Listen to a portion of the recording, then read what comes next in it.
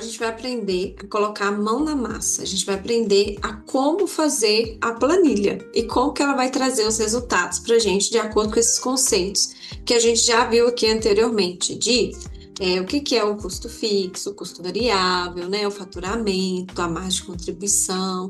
Agora a gente vai aprender a mexer na planilha, tá bom? Então, vou compartilhar aqui com vocês a minha tela e a gente vai mexer na planilha.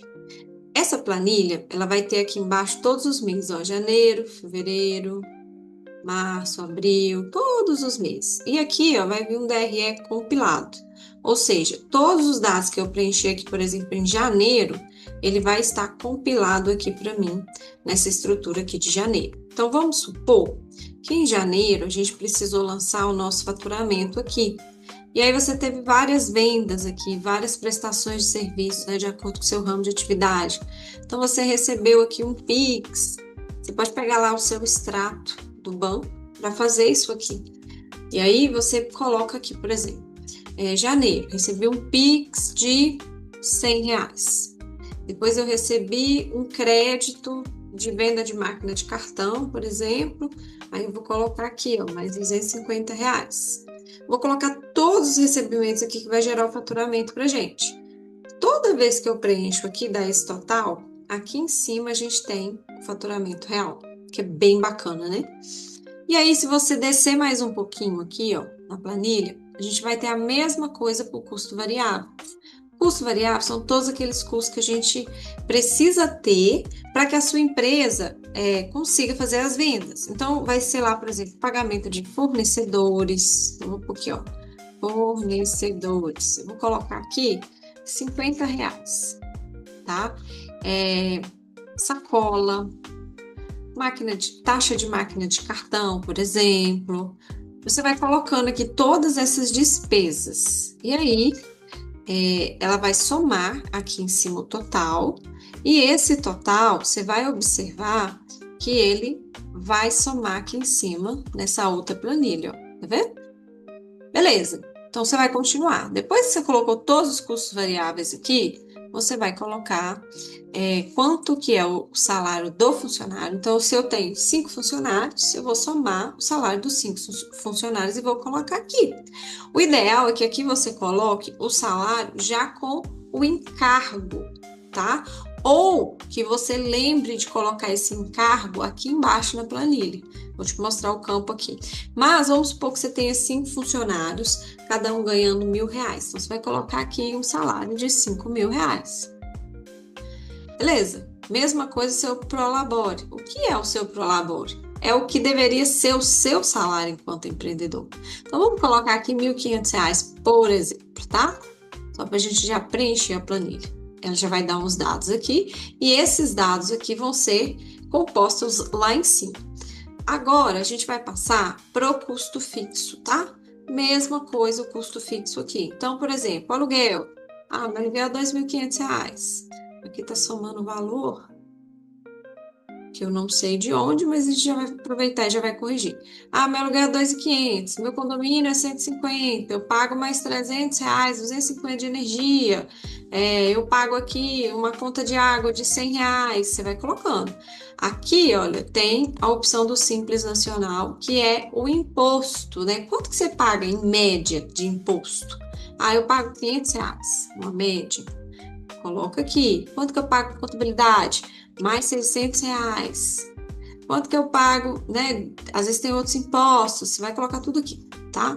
Colocou tudo aqui, ele vai trazer a somatória aqui em cima, tá bom? Então, ó, somando todos esses valores que eu coloquei aqui, dá 4.100, tá vendo? A planilha, ela é bem intuitiva. Esses 4.100 que tá aqui, eles vão ser somados lá em cima na parte de custo fixo. Aqui, ó, olha ele aqui, ó. Custo fixo com o seu Prolabore, tá vendo? Ele vai puxar aqui. Então, aí você continua preenchendo a planilha. Pega o seu extrato lá do banco e vai preenchendo. No seu extrato, você vai ter lá pagamento de boleto. Você vai saber que se esse boleto é fornecedor, vai estar lá em cima na despesa variável. Se é pagamento de boleto de celular, de internet ou qualquer coisa, vai estar aqui, tá bom? O salário de funcionários você pode colocar aqui? Pode, mas eu deixei um campo específico para isso aqui, para que vocês não esqueçam de colocar no lugar certo, tá bom?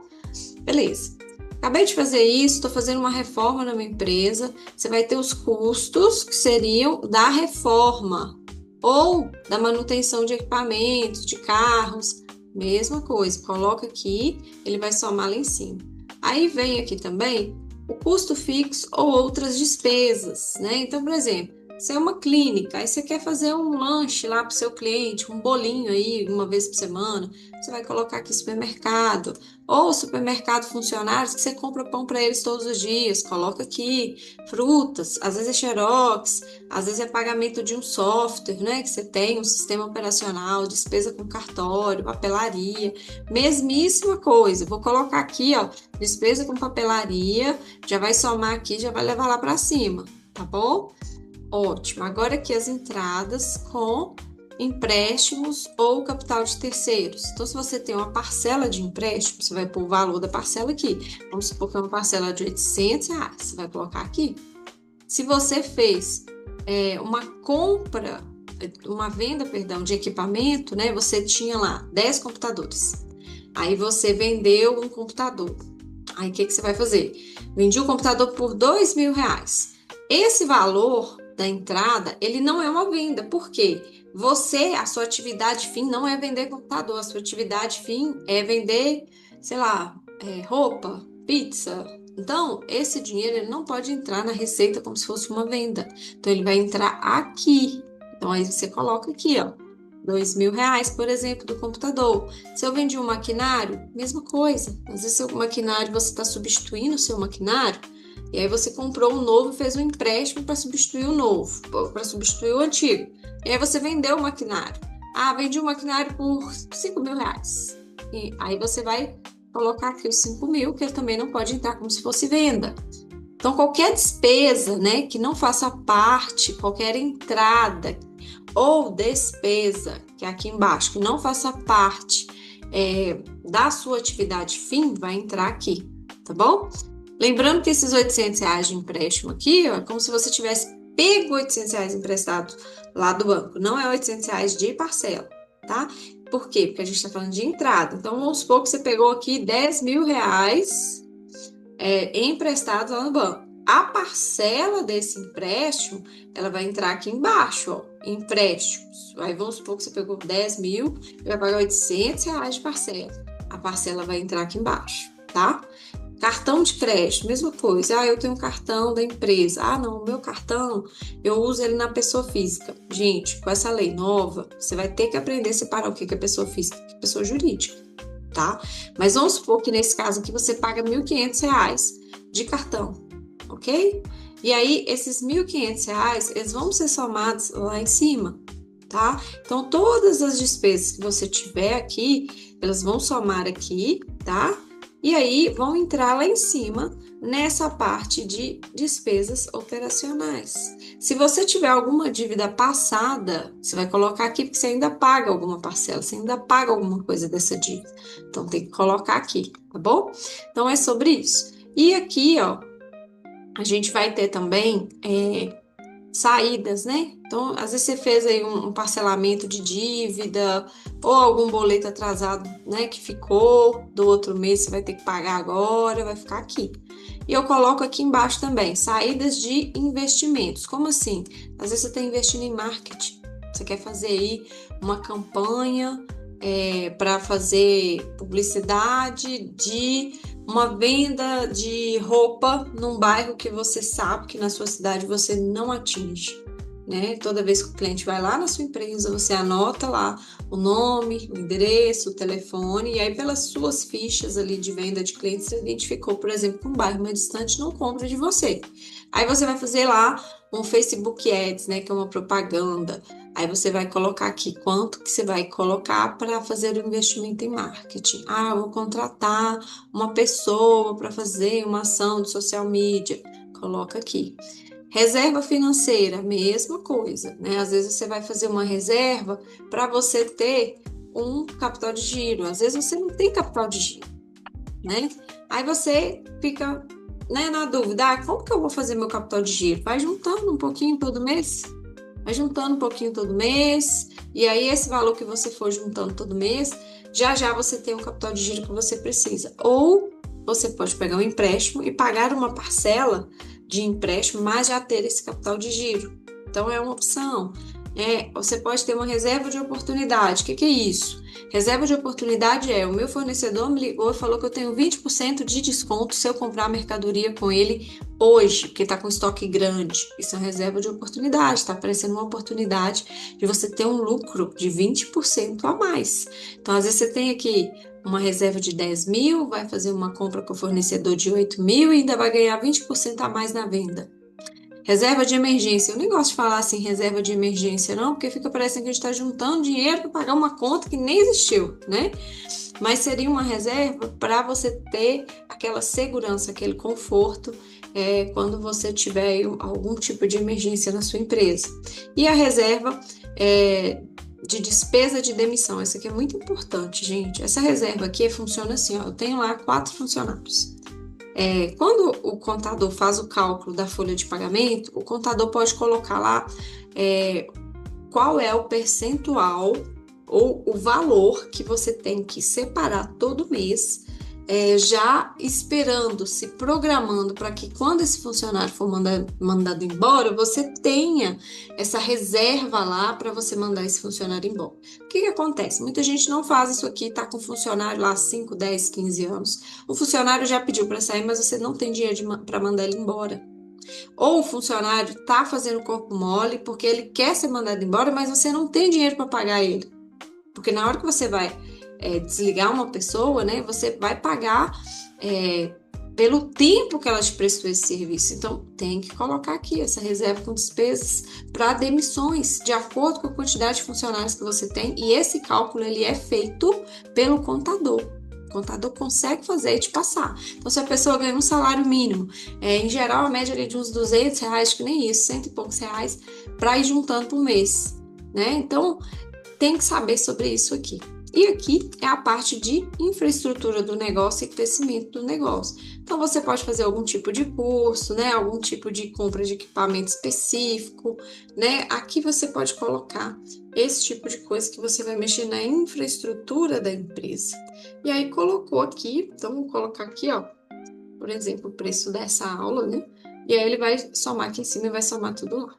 Essa é a tabela de janeiro. A gente vai preencher de todos os meses, de preferência. O ideal é que a gente tenha aqui um DRE de um ano, porque esse DRE ele vai ser compilado aqui, ó. Então, nessa brincadeira aqui, ele já traz para mim meu ponto de equilíbrio. Aqui todas as despesas, né, que seriam as entradas de despesas com custo fixo e variável e as saídas aqui, ó, já traz aqui para mim. E traz também esses dados aqui, esses 3 primeiros dados aqui, que conforme eu expliquei na outra aula, já dá um cheiro aqui para a gente identificar se a empresa está passando aí por um problema de precificação, tá? Então, essa é a maneira de você fazer o preenchimento dessa planilha, tá?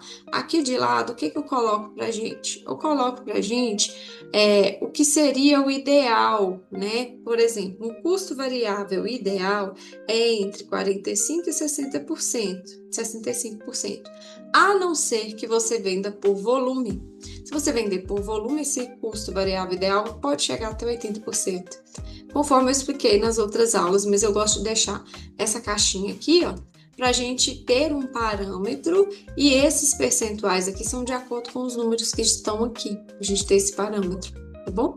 Então, você vai preencher, ó, janeiro, fevereiro, março, abril, maio, junho, julho, agosto, beleza, você vai preencher tudo que você achar legal, ok? Preencheu, a planilha já vai trazer aqui pra gente esse DRE aqui, ó, do ano todo. E aí, a gente vai sentar para analisar o ano todo. Nós vamos analisar o quê? A sazonalidade do negócio, nós vamos analisar se o preço, né, tá compatível, né, se o preço da empresa tá ok. A gente vai analisar as vendas, às vezes você quer aumentar o seu lucro, e aí você vai precisar vender mais, ou vai precisar mexer no preço, igual eu falei, ou a gente vai reduzir o custo. E aí, fazendo pequenos ajustes, né, no custo, por exemplo, a gente já consegue ter um aumento interessante aqui no lucro. Então, são pequenos esforços para que a gente tenha um aumento interessante aqui no lucro. Só que a gente precisa olhar isso de forma compilada, né? E A partir do momento que você tem aqui uma base interessante de extratos, de dados, você consegue de fato planejar o próximo ano, os próximos meses da sua empresa. Isso te dá uma tranquilidade, porque vamos supor aqui que você precise, na verdade, ajustar o preço e vender mais. Quais são as ações que eu posso fazer na minha empresa para eu vender mais? Eu preciso contratar mais um vendedor. Ou eu preciso orientar as pessoas que trabalham comigo para que elas busquem mais contatos de cliente e façam mais vendas. Ou eu preciso contratar, de repente, um freelancer para fazer uma venda de porta em porta. Eu não sei qual é o seu ramo, mas essa análise ela vai ajudar a gente a fazer esse tipo de coisa. Né? Então, se eu tenho que aumentar minhas vendas, quais são as ações para aumentar minhas vendas? Se eu tenho que reduzir meu custo, quais são as ações para reduzir meu custo? Eu vou ligar para o meu fornecedor, eu vou pedir para ele, de repente, um desconto maior. Eu quero saber qual que é aqui, como que eu faço aqui para aumentar, de repente, o meu lucro, sem fazer muito esforço. Aí nós vamos fazer pequenos ajustes aqui e direcionando a empresa. Então, essa aula é para você aprender a preencher essa planilha, tá bom? Então, eu espero que tenha feito sentido para você. Se você tiver alguma dúvida com relação à planilha, você pode escrever aqui embaixo ou comentar lá dentro da nossa comunidade, tá? Então, é sobre isso. Um abraço para vocês. Espero que vocês tenham gostado e até o próximo encontro.